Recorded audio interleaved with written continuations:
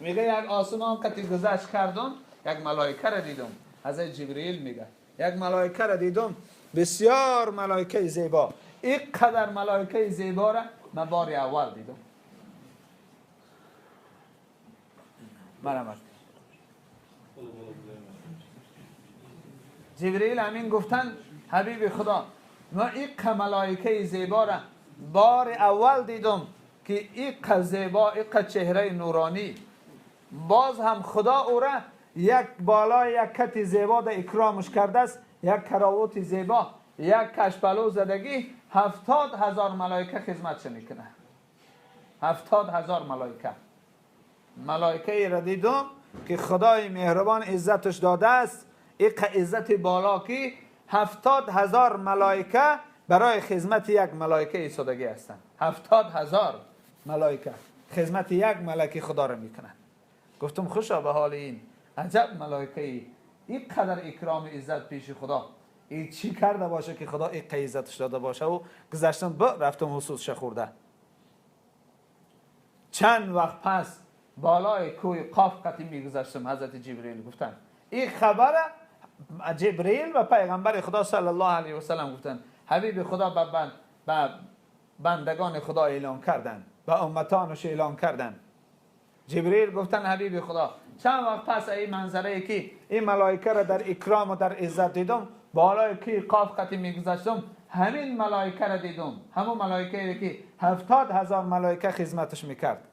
از هر حال جبرئیل باز تعریفش کردن 70,000 ملائکه خدمت میکرد. از هر نفسی که میکشید خداوند از هر نفسش یه ملائکه خلق میکرد. این عزت و آبرو را ببین، این شرف را ببین. از نفس خدا ملائکه خلق کنه، این بسیار مقام بالا است برادر عزیز. از هر نفس این ملائکه جبرئیل میگه خدا یک ملک خلق میکرد. بالای کوه قاف خطی گذشتم میگه جبرئیل امین، دیدم همون ملائکه پر و بالش سوختگی در یک حالت ویران بالای یک کوه، همین کوه قاف ده پرتافتگی الاس بی جانواری، بسیار حالتش حالتی بد. از حالش سراغ کردم، گفتم ای بنده خدا تو چی کار کردی که به این بلا گرفتار شدی؟ من ترا بهترین عزت و آبرو دیده بودم، حتی حسوسی ترا خورده بودم که تو چقدر پیش خدا قدر داشته بودستی. تو ملائکه هستی که 70,000 ملائکه خدمتی ترا میکنن. از هر نفسی تو خدا ملائکه خلق میکرد.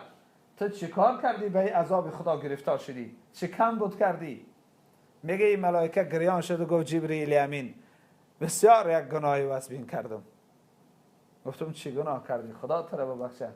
این عزتی که خدا تو را داده بود لایق سزاوار نبود که تو لغزش بکنی. چی خطا کردی؟ گفت شب معراج پیامبر صلی الله علیه و سلم نزد خدا دعوت شد.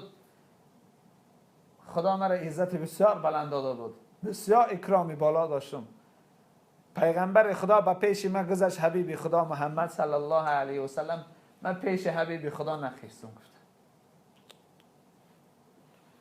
خدا را بسیار ناخوش آمده این کار من. از درگاهش مرا ران به چنین حال گرفتارم کرد، پیش پیغمبرش نخستم. گمان کردم که مرا پیش خدا عزت دارم، اما این پیغمبر خاک که پاش از ما بالا بوده است.